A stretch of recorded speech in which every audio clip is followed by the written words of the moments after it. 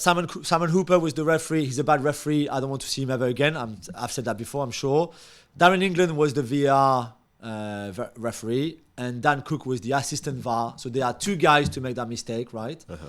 Again, they're not very good. They were in the Saudi 2 days before to referee there. I mean, UAE. In the UAE, sorry. Yeah. The whole thing was just a disaster. Yeah. On top of this offside, Yes. 2 players were sent off. Yes. Curtis Jones, the first one. A yellow was given by the referee. He kind of rolls over the ball and then, in fairness to him, goes stud straight onto Bissouma's ankle.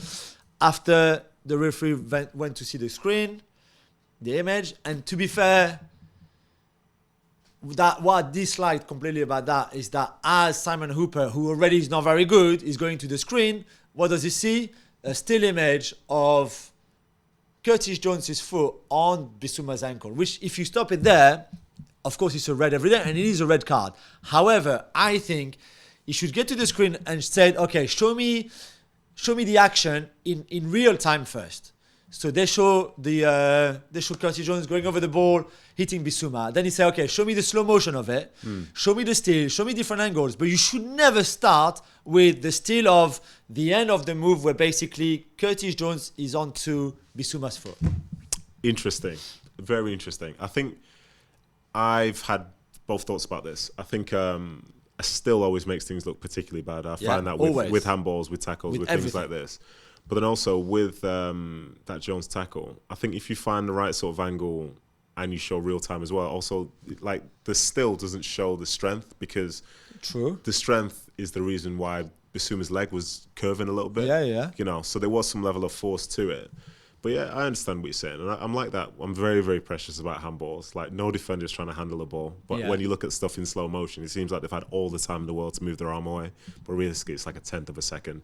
But I think from when he goes to look at the monitor, you ask yourself the question, is someone going to say that this is okay on the field?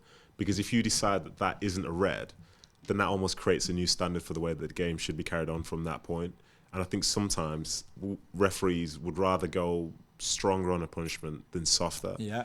You know, and I think if he looks at that and he left the game afterwards and said that was only a yellow card, then think how many more arguments will come further down the road. True. Yeah, I think it was a red. You agree it was a red? Yeah, I think it's a shame for Jones, but I also have to say as well, like this is me jumping on my soapbox now. Yeah. So people who commentate on games, especially in England, I see the emails. You get the chance to be in those PGMOL like briefings where they'll tell you about the laws of the game, how it's being interpreted, what's going on. Yeah.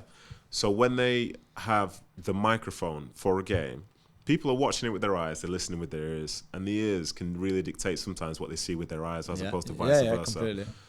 So I think it was Gary Neville was saying how Curtis Jones, you can see, he's not tried to do him. There was no intent. Intent isn't one of the words that's used when describing whether something should be a red card or not. But from when you start saying there's no intent, and this is wrong, before you know it, that's how people perceive the way the game is going to be refereed by people. And I think that wholly misses the point. Yeah. But then unfortunately, because, the size of his platform, that's his opinion, not the fact of the matter about the incident itself. But it's being delivered as if it is a fact. Yeah. And I hate that, because then, as I say, it affects the way that we see it. Curtis Jones, I'm sure, is a great guy. I'm sure he didn't intend to roll over the ball. No, and he rolls over the ball, Exactly. That's just it's an accidental thing that happens with football. But there's no difference in my mind between that and one of the ones, when the ball's up in the air, someone tries to control it high, but then they end up going in someone's chest or something. Yeah, because they don't look behind or something. Like no one ever intends to do it, but it's always a red card. Yeah. And it's a shame. It looked terrible as a still, and you can say I didn't mean it. Irrelevant point, and it's a shame for him because he was doing so well for them as well. Yeah. What do we make of the Diogo Jota one? Gosh, you're trying to trigger me with talking referees. But there's two yellows, almost back to back, pretty much. The first one, Udogie is running away from him, and Jota is behind. It's just something happens. Just clip. It's just like a clip. Like, I'm very much against these ones. Unless somebody tries to trip somebody up, I don't think you should be getting a booking for like legs colliding like that. Because Jota's not tried to do anything, and Udogie's not tried to run into him. Something's happened and he's fallen over. Yeah. But how could you call that a tactical foul when all you've done is you've just been jogging backwards? I think that I don't like that. You give a free kick, whatever. Yeah, Yellow yeah. card's stupid.